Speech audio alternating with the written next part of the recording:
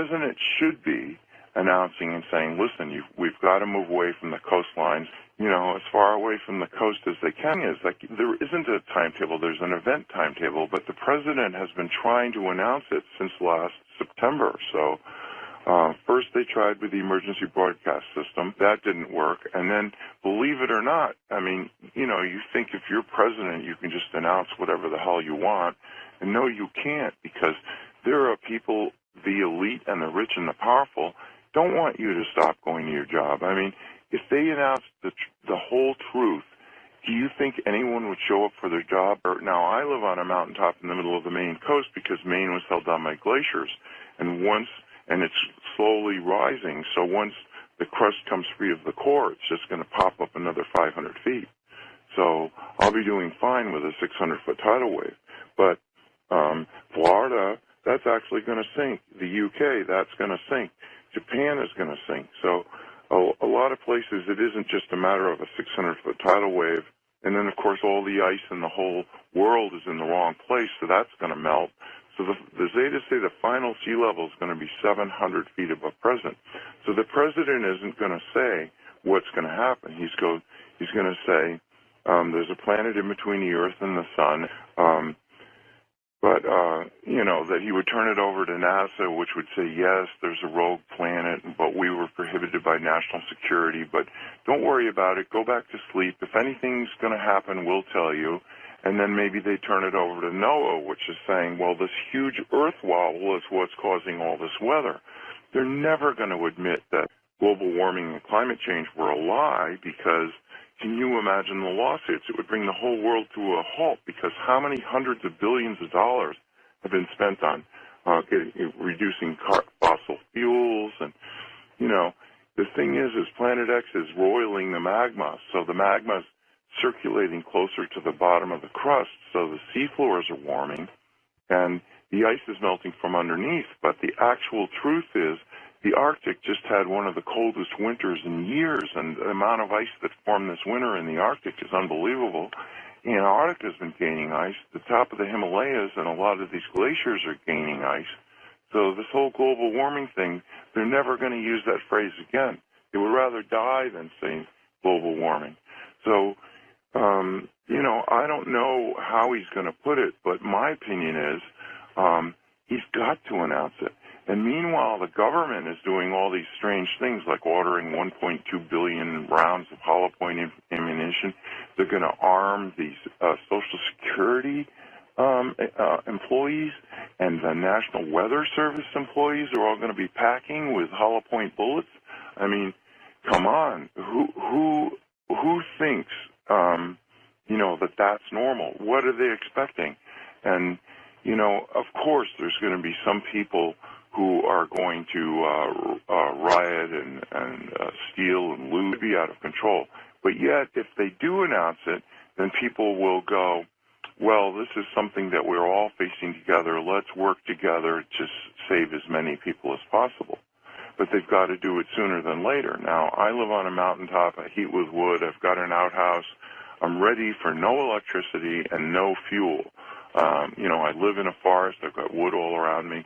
So, my theory is if you're ready for pole shift today, then you're going to be ready for it whenever else you can. But if you notice, around the world, the economy has not been getting better, regardless of what they're saying. And people are realizing every day that everything they've worked for all their lives is coming to naught. And hopefully people will say, well, really, what is important? And they'll realize, every time you see a disaster, you see people say, well, I lost everything, but, at least we all survived. And, that's what's important. And people are going to start realizing, well, maybe people are more important than possessions. See, that's the thing. There isn't a timetable, and that's the number one question everyone asks. Well, when is this going to happen? But the thing is it could happen at any time. The only country that's taken any provision is China, which has built these ghost cities because, remember I had said that the southeastern China plate was going to be sinking. Well, Jakarta, Indonesia, parts of it are 85 feet below sea level. That sinking is almost 70% complete in that tip of the Southeast Asian plate. But all the other Earth changes have stopped. And I was talking to Nancy on the phone. I said, that I heard that these metal boxes were found on the beaches in Oregon and they were vibrating. And I said, I think there's extraterrestrial devices. But it is true. On all the faults of the Earth, there are tens of thousands of these boxes vibrating. And what they're doing is, instead of letting the movement of the plates, because the roiling of the magma deep in the core of the Earth is causing these quakes and these other shifts, the north end of South America is going to move to the west, the north end of Africa is going to move to the east, the Atlantic is going to get wider, the Pacific is going to get narrower. So there's all these things. And so anyway, these metal boxes have put that off, and the reason why is because they want to have the massive social change. And you can imagine if the president does announce it, of course there's going to be massive social change. So Planet X is not going anywhere. It's sitting there. And the clump of four planets, the dark twin, Venus, the Earth, and Planet X, are still rotating around the sun, but they're not moving in relation to each other. And the tail is stretched towards the Earth, so that rock that came down over Russia and the other ones that were seen over San Francisco and Cuba and Japan are all from the tail of planet rocks, and there's trillions of them.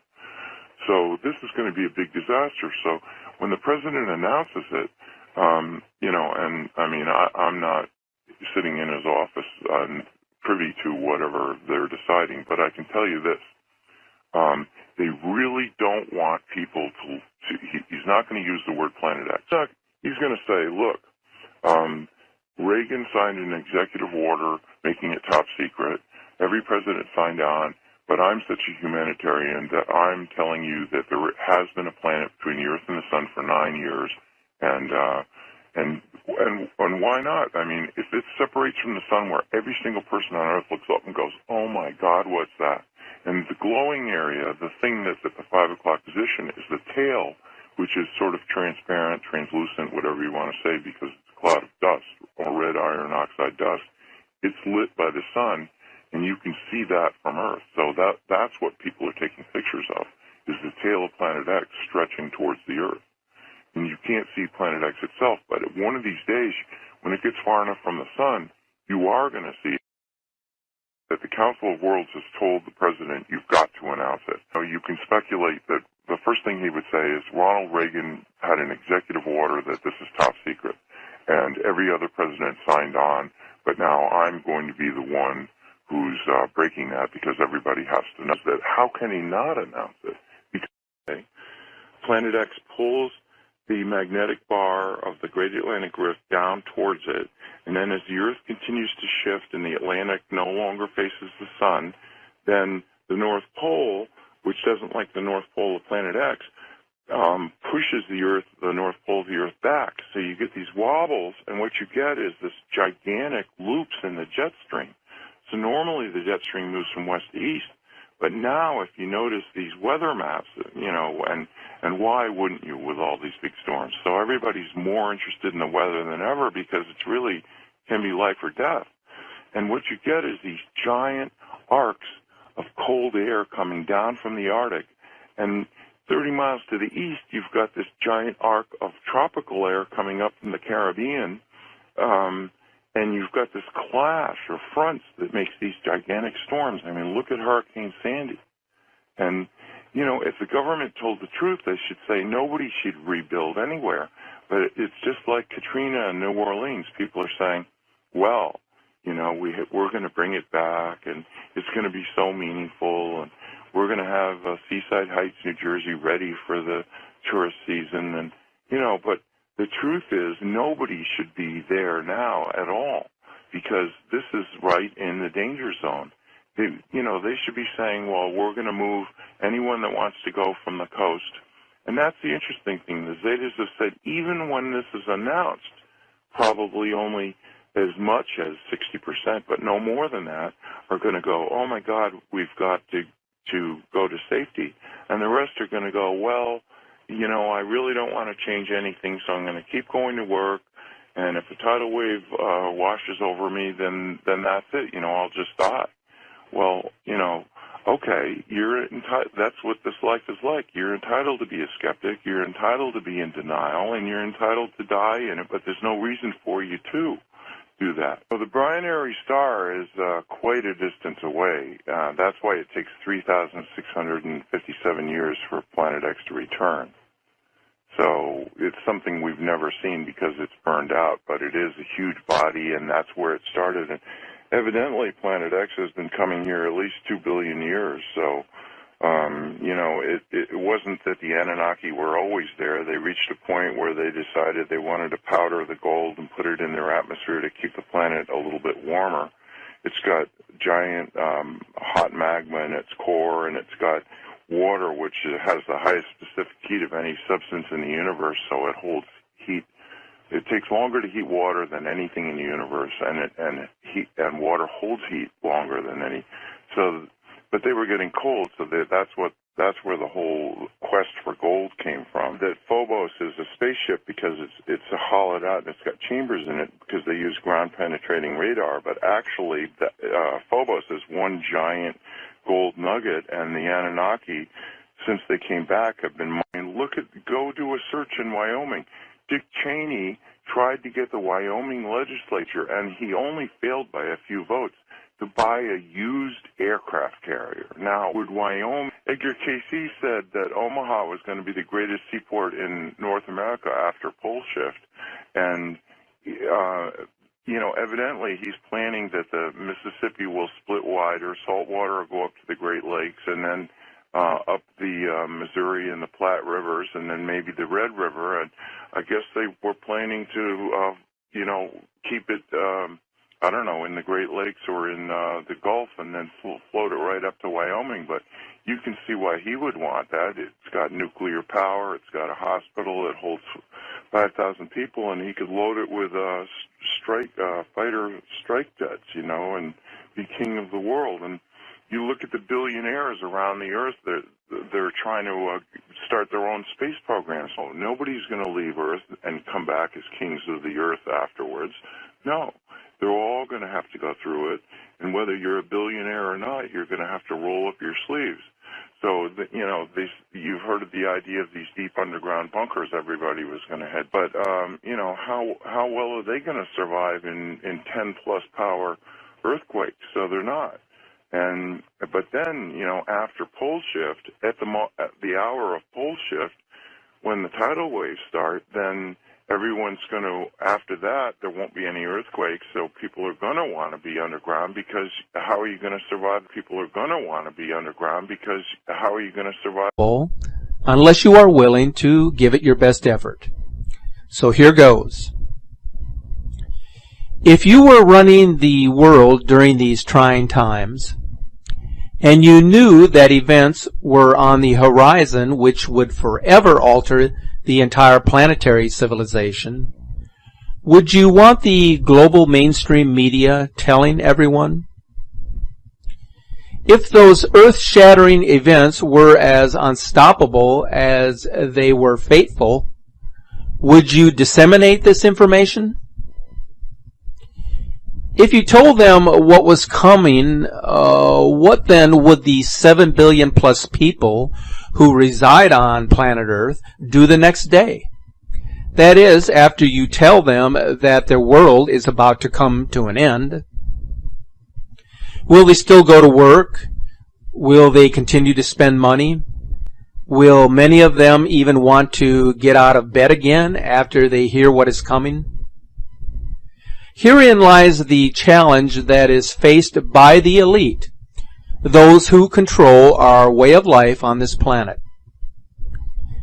Bear in mind that they know exactly what is around the corner.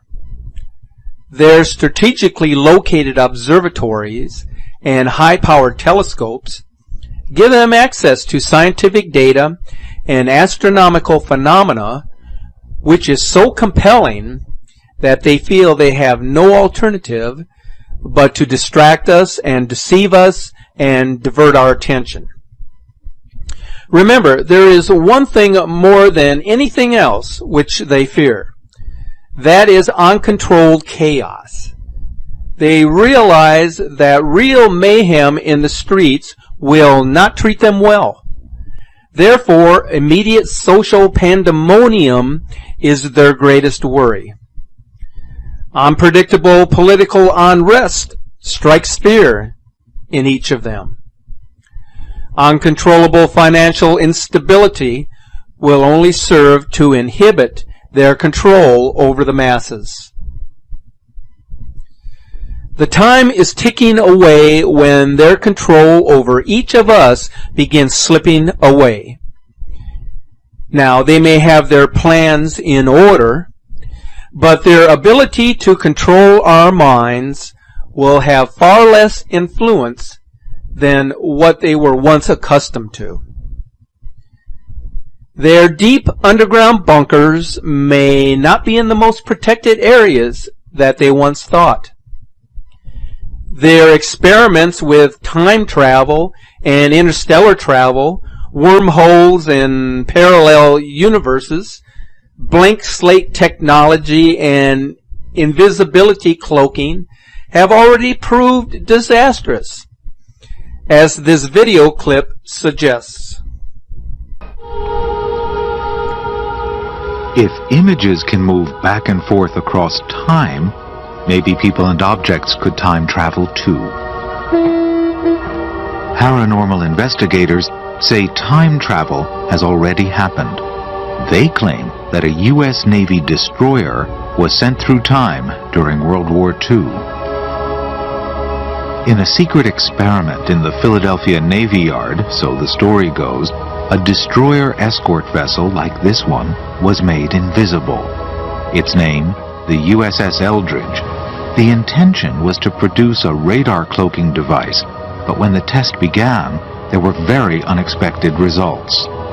The date was October 1943. October 1943, their final and most disastrous test, they applied power to the ship. The ship disappeared, enveloped in a green fog. The fog then subsided and the ship itself was gone. The Navy ordered the power to be turned off. The power was cut to the ship. The ship didn't come back. Moments later, it was spotted or reportedly seen in Norfolk Harbor, hundreds of kilometers from Philadelphia, where it was moments before. The effect on the crew of the Eldridge was traumatic, as Navy officers were supposed to have found as they boarded the ship. Got to the ship, they found that the crew was visibly disoriented. Some members were vomiting, and most bizarre yet, there's stories of men actually fused to the metal in the deck, still alive. The U.S. Navy denies the whole incident ever took place. The only witnesses to come forward have been figures of controversy. And investigators have an explanation for why the unfortunate crew were unable to talk. After the experiment, the men were quarantined for a number of months in a naval hospital, where eventually they were discharged mentally unfit for duty. So in case the men were to talk about the experiment or any fantastic stories, the Navy could easily say, well, they're insane. We have the papers to prove it.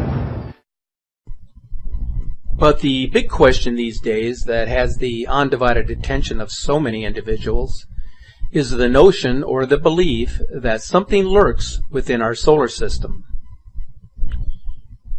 In my video entitled The Nibiru Planet X System and Its Impact on Our Solar System, we presented a short video clip which was published many years ago called Herculubus is Coming, which documented the professed statements of Carlos Munoz Ferrara regarding Nibiru, the planet of the crossing.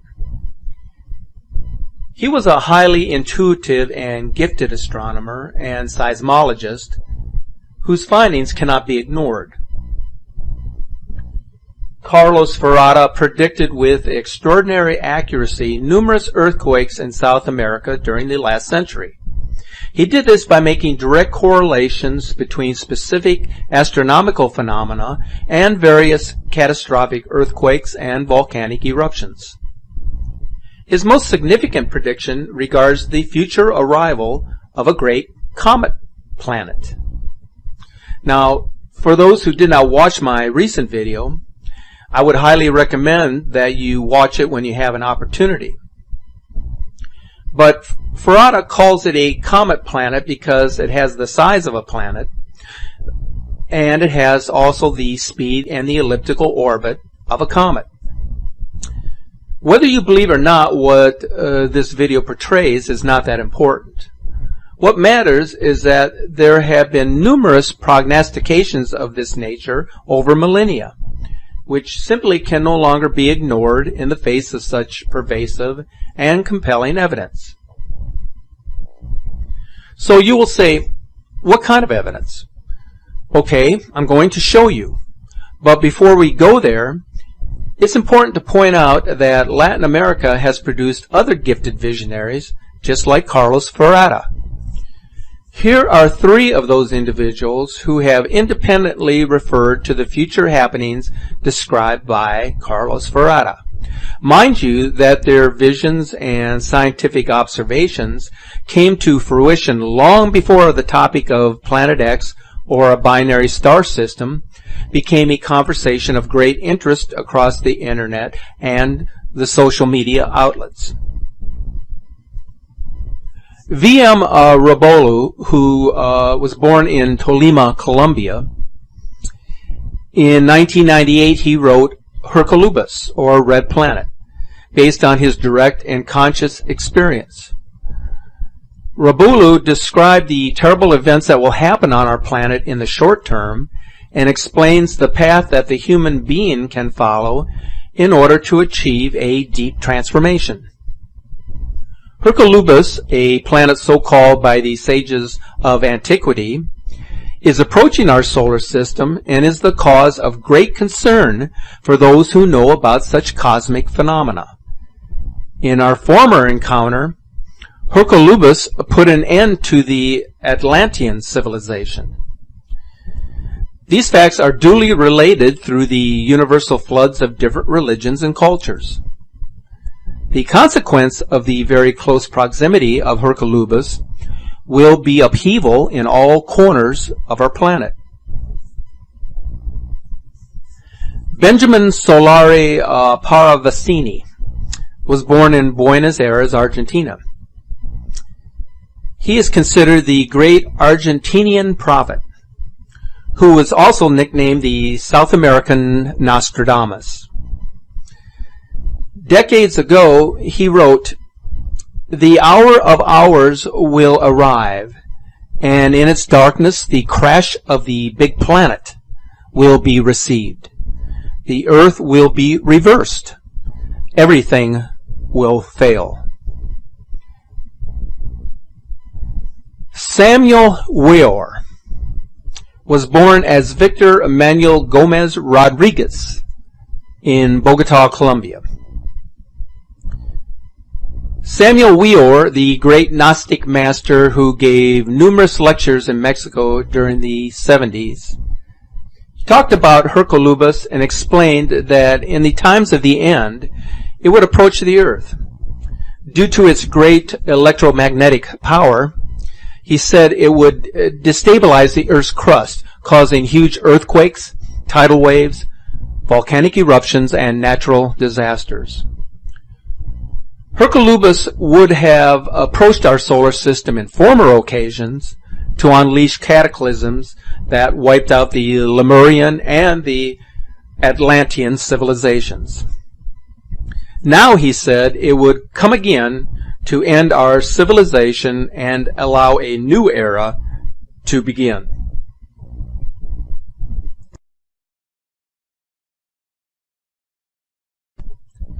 Have you ever considered why the Vatican owns and operates an observatory outside of Safford, Arizona? Not only does the Vatican operate the Vatican Advanced Technology Telescope at Mount Graham International Observatory, which is located in southeast Arizona's Pinalino Mountains, they also share the same facility with the Large Binocular Telescope Observatory. The Vatican Advanced Technology Telescope, also known as the VATT, is a 1.8 meter Gregorian telescope observing in the optical and the infrared. So why infrared? Because Planet X is often referred to as a brown dwarf which has cooled down so much that it can only be detected in this range of light frequency. Construction of the MGIO began in 1989. It currently operates and maintains facilities for 3 scientific organizations. The first 2 telescopes, the Vatican Advanced Technology Telescope and the Heinrich Hertz Submillimeter Telescope, began operations in 1993.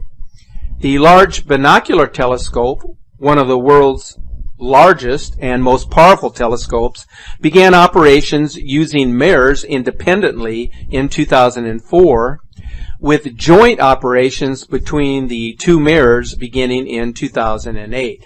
Now, this is according to Wikipedia, the Mount Graham International Observatory information site. So that brings us to the Vatican Secret Archives. Now, the archives has probably more volumes of original documents in the form of scriptural references, as well as historical records produced by the ancients, than any other library on earth. The Roman Catholic Church is further informed about the future of humanity from the numerous Marian apparitions which have occurred around the world over the past 200 years. It is well known in certain circles that many of the prophecies which were given to mostly children have never been released by the church hierarchy because of the dire content. Why might this be the case? Because those controllers of information know that such doses of reality are simply too much for the masses to bear. Of course, they have deliberately leaked this and that information over many decades so that those who have ears to hear will receive the messages they are meant to. The Vatican is also well aware of the St. Malachi's prophecy regarding the last 10 popes, as well as those similar revelations given in various Marian apparitions. By these and other accounts, the current Pope, Francis, will be the final Roman pontiff in the tradition of the Catholic Church of Rome. One of those prognostications presents the actual context of when the current Pope would be forced to flee Rome in December when the Great Comet is seen in the daytime. One of the latest in the series of these Marian prophecies clearly indicates that huge changes are coming to planet Earth. Whenever these predictions veer into Earth change territory, they always speak of massive, unprecedented, and cataclysmic events overtaking the entire planetary realm. No location is spared except those which are preordained as safe havens for the protected portion of humanity that is to be safeguarded. Recently, I published a video that included a podcast concerning the fiery comet known as the Red Ball of Redemption, a comet that would bring great destruction upon the Earth. This was known as the Bayside Prophecy. Even the third secret of Fatima is said to concern the end times, which is why it was never officially released by the Vatican.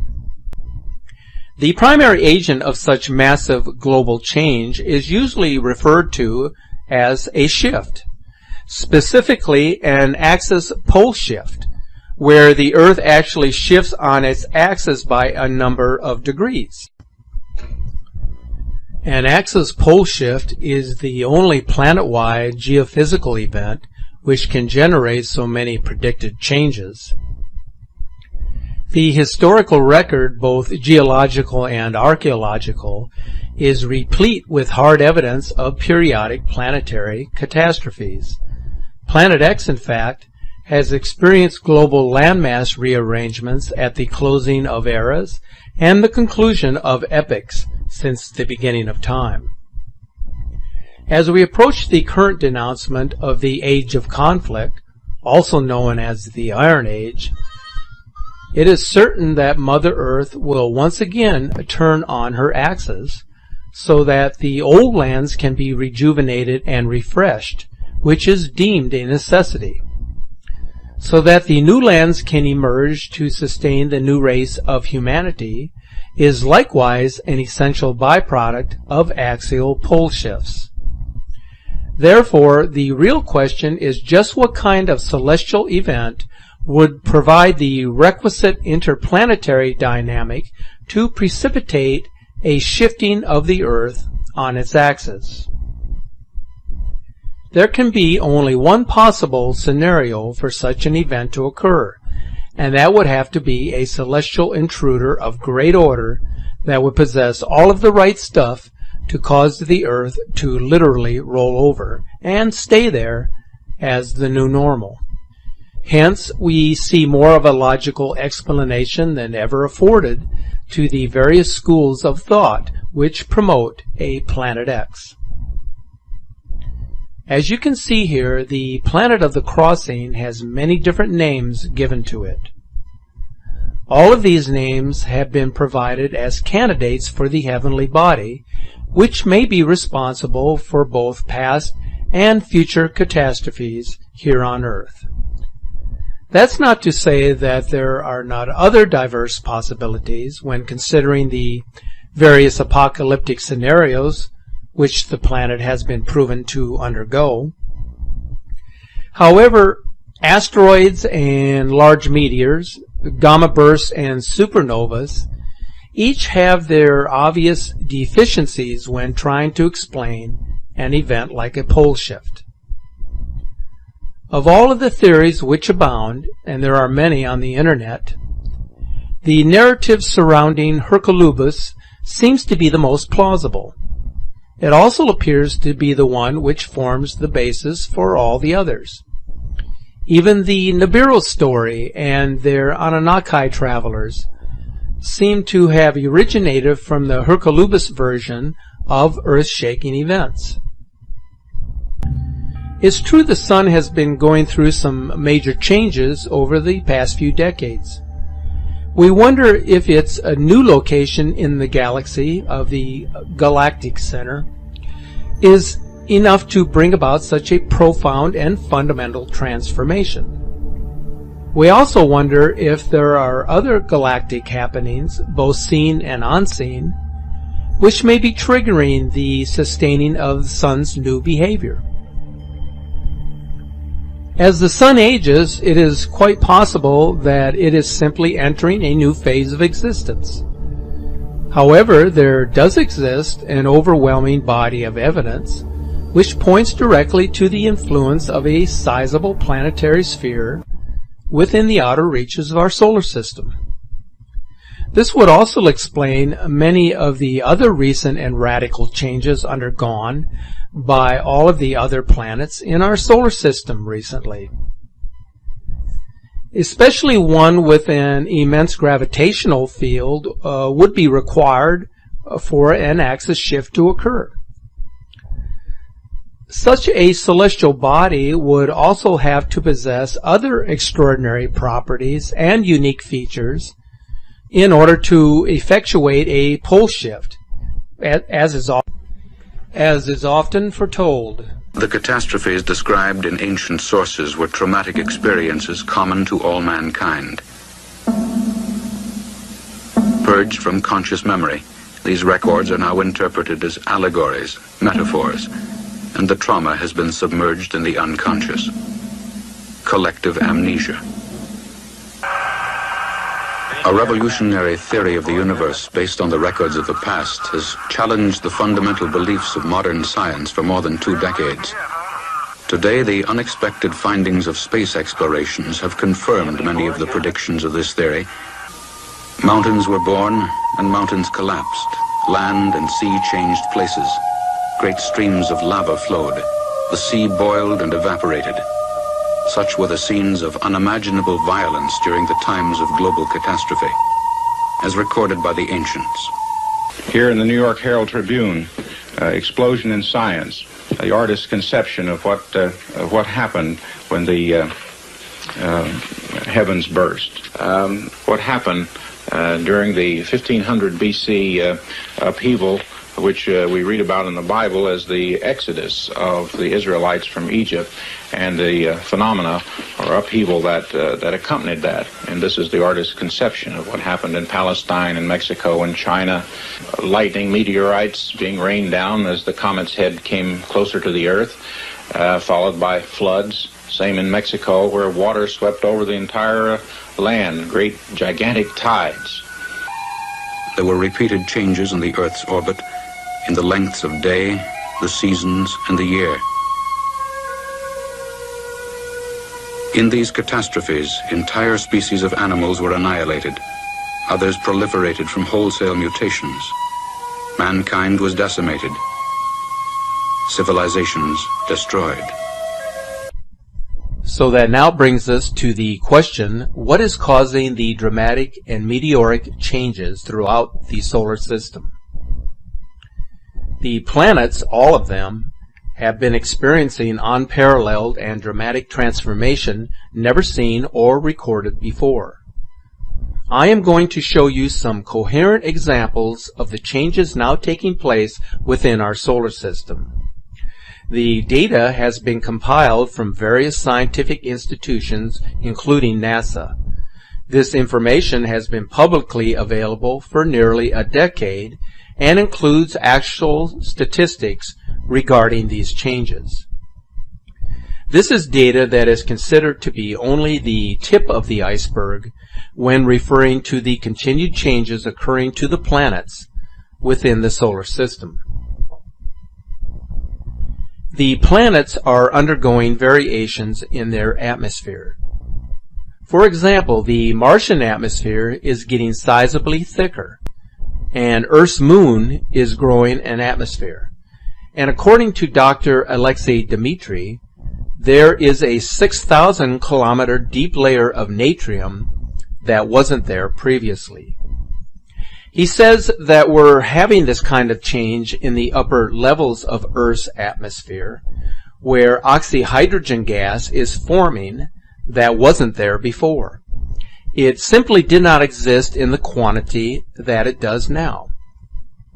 It's not related to global warming, and it's not related to fluorocarbon emissions or any of that stuff. It's just showing up. Magnetic fields and brightness of the planets are also changing. The planets are experiencing sizable increases in their overall luminosity. Venus, for example, is showing us marked elevations in its overall brightness. Jupiter has such a high energetic charge now that there is actually a visible tube of ionizing radiation that has formed between it and its moon. You can actually see the luminous energy tube in photographs that have been taken recently. In addition, the magnetic field strength of each planet has also increased. Uranus and Neptune appear to have had recent pole shifts. When the Voyager 2 space probe flew past Uranus and Neptune, the apparent north and south magnetic poles were sizably offset from where the rotational pole was. In one case, it was 50 degrees off, and in the other case, the difference was around 40 degrees, both of which are pretty big changes. The overall changes could essentially be broken down into three categories: energy field changes, luminosity changes, and atmospheric changes.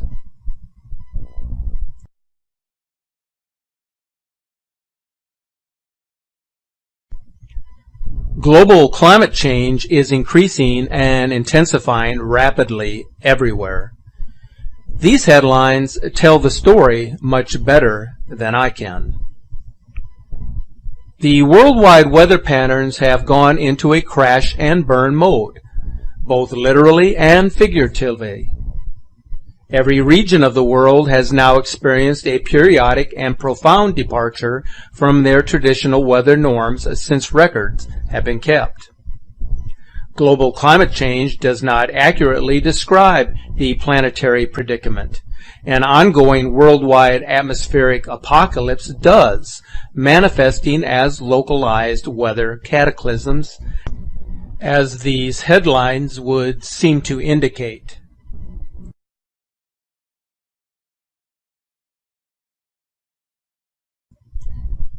So, is it possible that the incoming comet planet has hyperdimensional qualities? Carlos Ferrada has stated that Hercolubus travels at 300 kilometers per second for half of its orbit. He emphasizes that this is 1/1000th of the speed of light, as this video clip indicates. Entonces acá usted en su gráfico nos presenta lo que es la estrella muerta o el sol muerto. En ese sol muerto él gira. Activa 92 kilómetros por segundo. Entonces, además de esos 92 kilómetros por segundo, él tiene otra velocidad, que es la más aterradora, ¿verdad? Que es la que se mueve muy rápido. Tiene 3 velocidades, hombre. Lo máximo lo tiene en la mitad de la órbita. A 300 kilómetros por segundo. O sea, 1/1000º de la velocidad de la luz. Eso es rápido. Therefore, we can only assume that this particular heavenly body is quite literally a heavenly body, one that obeys a set of laws that can neither be defined by quantum mechanics nor theory of relativity. For the uninitiated, the esoteric field of hyperdimensional physics is still emerging from its infancy. It does, however, provide a quasi-geophysical context in which a celestial body of extraordinary size, mass, and speed can behave as a comet planet. Hyperdimensional physics accommodates many other inexplicable aspects of the solar system and anomalies throughout the Milky Way galaxy, which have eluded sound scientific explanation for decades. Likewise, there are countless other galactic phenomena which the current astronomy and astrophysics paradigms do not sufficiently illuminate or support. In light of these and many other inconsistencies found throughout the tenuous teachings of the academic establishment, it must be noted that the conventional wisdom has been found wanting in this regard. The whole subject matter is simply too controversial for the establishment to take up in any factual or meaningful way, and so it shall remain until the end of days. The gifted visionary Samuel Weor, in what is referred to as the Aquarian message, stated the following: an unusual event is going to accelerate the process of swift change to the axis of the planet Earth. I am referring to the planet Hercolubus. This planet is 6 times bigger than the planet Jupiter. The planet Hercolubus belongs to the distant solar system of Tylo. The solar system of Tylo is rapidly approaching our solar system, and Hercolubus is rapidly approaching Earth. Modern astronomers have before their sight the planet Hercolubus, or as it is known by modern science, the Barnard star. This planet is a powerful giant that will pass through an angle of our solar system. When this happens, the revolution of the axis of the planet Earth will accelerate violently. Then the final catastrophe will occur. Some scientists believe that they will be able to push this monstrous planet away with nuclear explosions, but this will be useless. It will be impossible to push this tremendous mass of a planet out of the way with mere nuclear bombs. This same planet brought Atlantis to an end. Before Atlantis existed, it annihilated the existence of another continent. We know very well that the continent of Mu, or Lemuria, sank within the waters of the boisterous Pacific Ocean after 10,000 years of earthquakes and incessant volcanic eruptions. So when will the final shift occur? There is only one answer to this question. Those who reside at the very peak of the pinnacle of the New World Order know the answer. They have all been there before. According to the Cosmic Convergence Research Group, when scientific knowledge and applied technology reach a critical level of advancement without being informed by spiritual truths and guided by moral authority, the current civilization will relinquish its right to continue as it is. It is really that simple. This statement also captures the essence of why the timing is so difficult for anyone to pin down. Because those who direct the most consequential and far-reaching scientific research experiments in the solar system know exactly what they are doing. Of course, the highest power controls all, so the actual moment of truth will come like a thief in the night, as it always does.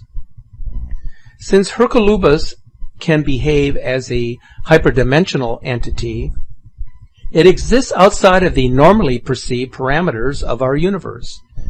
It is, however, extremely impressionable and responsive.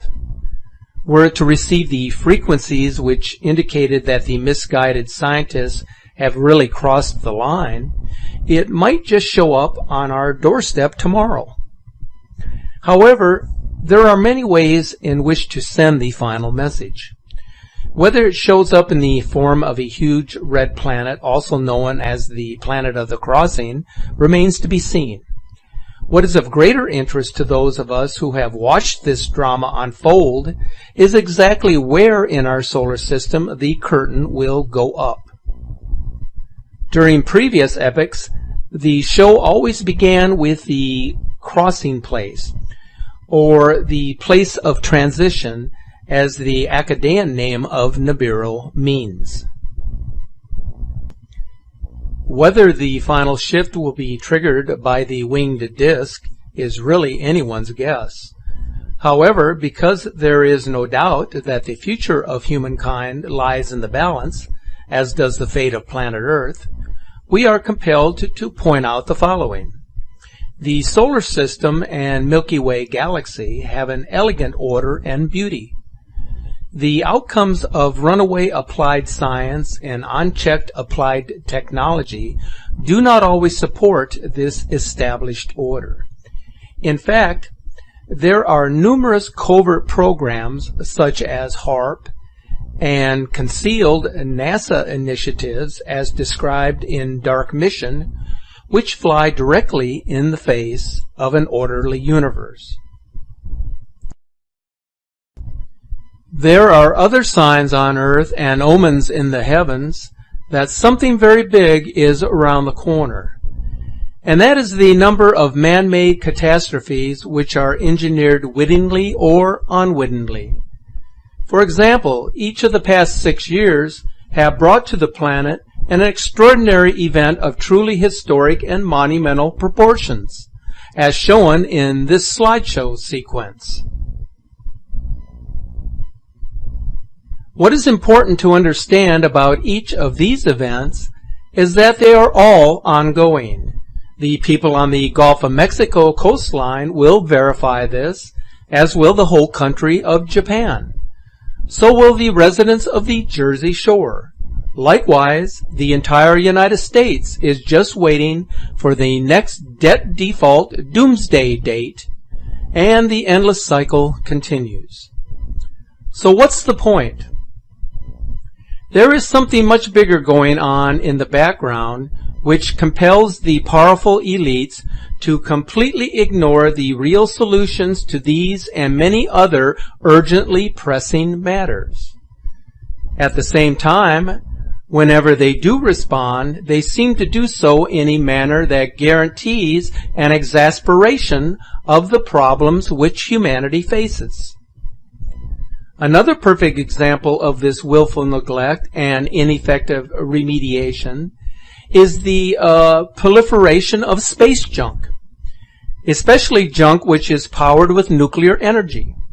Can you imagine that stuff is sent up into space which produces nuclear byproducts and or radioactive wastes?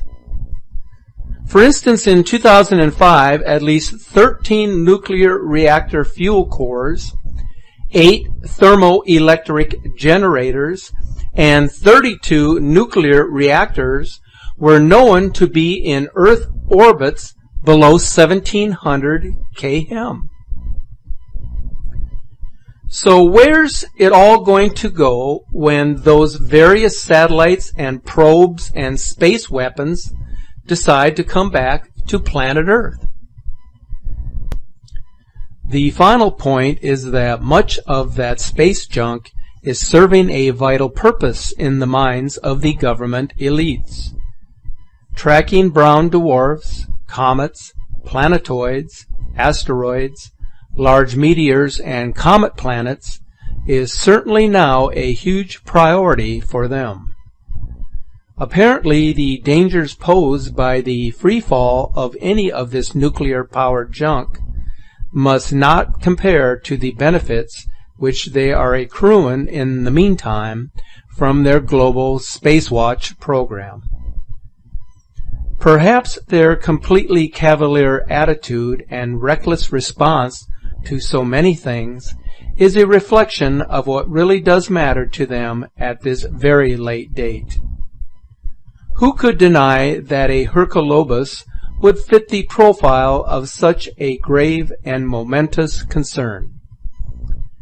We can only conclude that the rapid and relentless weaponization of space, which has occurred since the Reagan years, may be less about controlling the territory below and more about eliminating threats from above, and that the Star Wars program, also known as the Strategic Defense Initiative, was actually conceived in anticipation of a war in the heavens, or with unwelcomed celestial intruders. With all of the aforementioned changes happening right in our own backyard, is it any wonder global climate change has taken the world by storm? As for the true cause of such pervasive, profound, and permanent changes, a Hercolubus in our neighborhood appears to be a very realistic possibility. Quite frankly, it might be better if humankind assumed that it is as real as our highly esteemed astronomer Carlos Ferrata has described it. In this way, the community of nations would get down to the business of respecting our precious planet, not competing for its every resource. We are concerned that if a concerted effort is not made in earnest, with haste and in good faith, our future will be much less pleasant. Always the people of the world have the inherent power to positively affect all of the outcomes that I have referred to in this presentation. The more we resonate with reverence for our planet, the quicker the message can be delivered to our celestial neighbors that we have relented in our harmful behavior. If ever there was a time to unite around a single cause, this is it.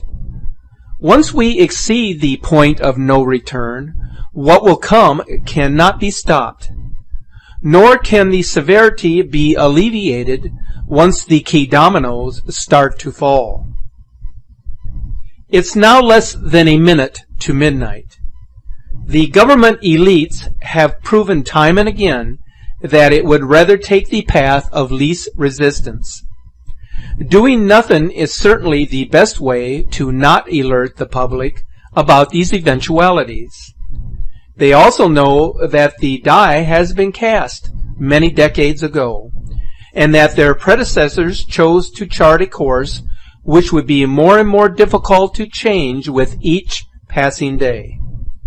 However, there is no question that the collective will and predominant intention of the human race has great power.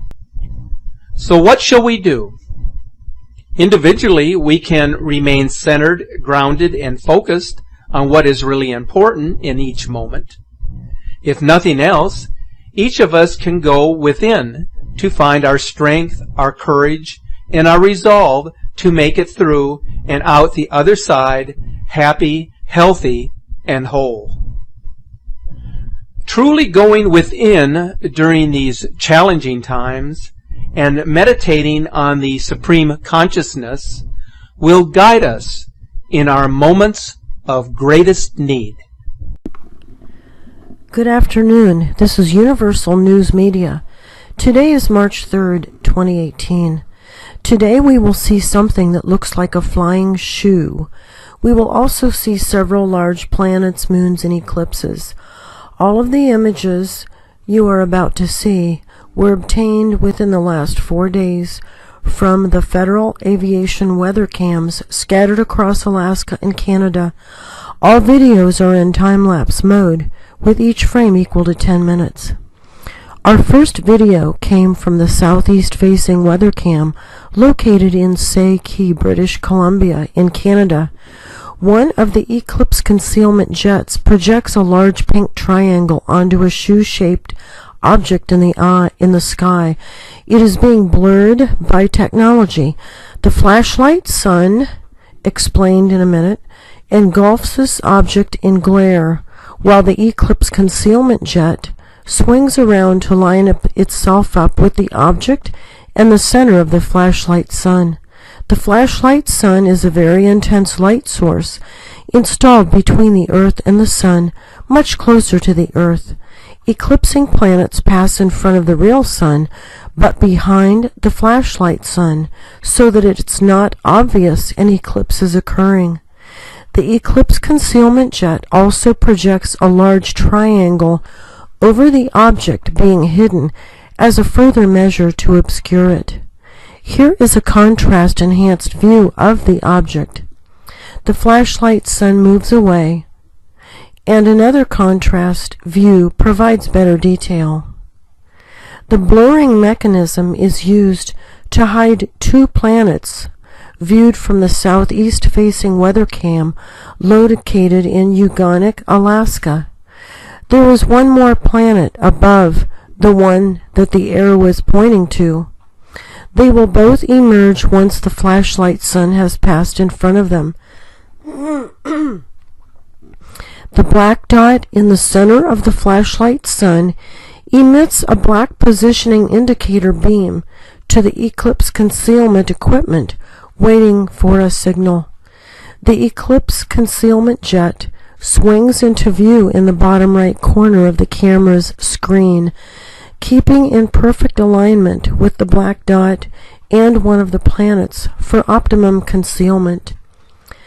Notice how terribly dark it is for midday. It is almost noon. Once past, the planets are then blurred. They then fade into transparency from the atmospheric chemicals. Our next planet is seen rolling across the sky from the east-facing weather cam located in Trading Bay, Alaska. The St. Michael weather cam caught this gigantic view of the sun. This is not the sun. It is the flashlight sun in an eclipse. Another function of the flashlight sun is to completely engulf a nearby celestial object in glare, rendering it non-viewable.